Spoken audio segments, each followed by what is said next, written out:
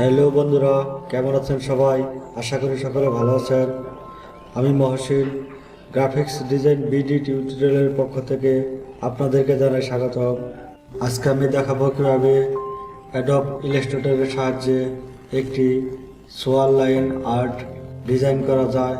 তো বন্ধুরা, আপনি যদি আমার চ্যানেলে নতুন হয়ে থাকেন তাহলে চ্যানেল সাবস্ক্রাইব করবেন এবং পাশে থাকা বেল আইকনে ক্লিক করে রাখবেন যাতে আপনি আবার নতুন নতুন টিউটোরিয়াল পেয়ে যান সবার আগে। তো বন্ধুরা, যাওয়া যাক মূল টিউটোরিয়ালে।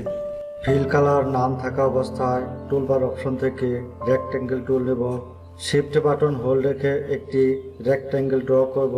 ফিল কালার চেঞ্জ করব। রেক্ট্যাঙ্গেল সিলেক্ট থাকা অবস্থায় অবজেক্ট মেনু থেকে লক সিলেকশনে ক্লিক করে রেক্ট্যাঙ্গেল লক করে নিব। আবার রেক্ট্যাঙ্গেল টুল নেব। শিফট বাটন হোল্ড রেখে একটি রেক্ট্যাঙ্গেল ড্র করব। রেক্ট্যাঙ্গেলের ফিল কালার নান করব। টুলবার অপশন থেকে সিজার টুল নিব।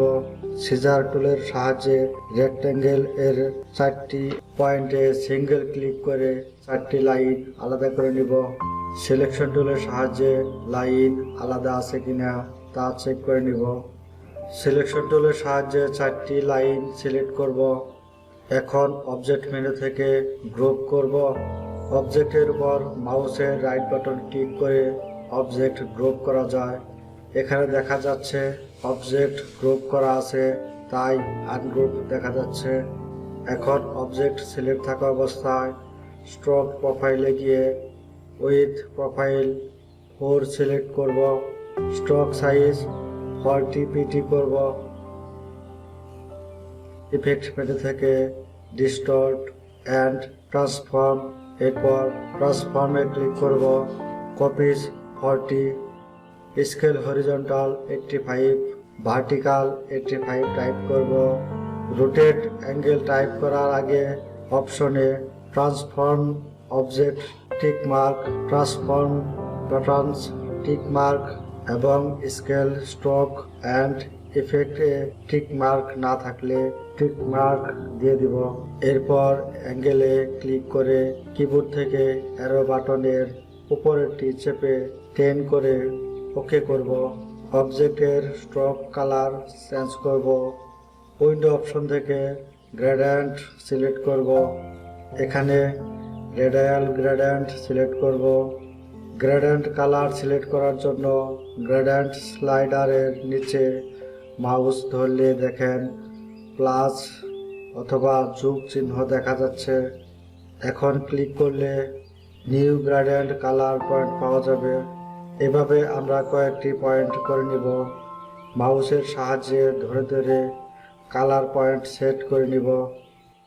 এবার কালার পয়েন্টের প্রতিটি অংশের কালার চেঞ্জ করে নিব। এর জন্য প্রথমে পয়েন্টের উপর একটি ক্লিক করব। এরপর পয়েন্টের উপর ডাবল ক্লিক করলে কালার অপশন পাওয়া যাবে। কালার অপশন থেকে আমরা সহজেই আমাদের কাঙ্ক্ষিত কালার চেঞ্জ করে নিতে পারি। এই পদ্ধতিতে আমরা কালার সেট করে নিতে পারি। উপর থেকে মাউসের সাহায্যে রোলার টেনে এনে অবজেক্টের উপর বসিয়ে দেব। রোটেট টুল নিব। অবজেক্টের কর্নারে ক্লিক করব। ডান কর্নার ধরে অবজেক্ট উপরে টেনে নিয়ে সমানভাবে বসিয়ে দিব। এভাবে আমরা সহজেই সোয়াল লাইন আর্ট ড্র করে নিতে পারি। তো বন্ধুরা, আমার টিউটোরিয়াল যদি ভালো লাগে তাহলে ভিডিও লাইক করবেন। টিউটোরিয়াল বুঝতে যদি কোনো সমস্যা হয় তাহলে কমেন্ট বক্সে কমেন্ট করে জানাবেন। আমার পরবর্তী টিউটোরিয়াল দেখার আমন্ত্রণ রইল। ধন্যবাদ সবাইকে।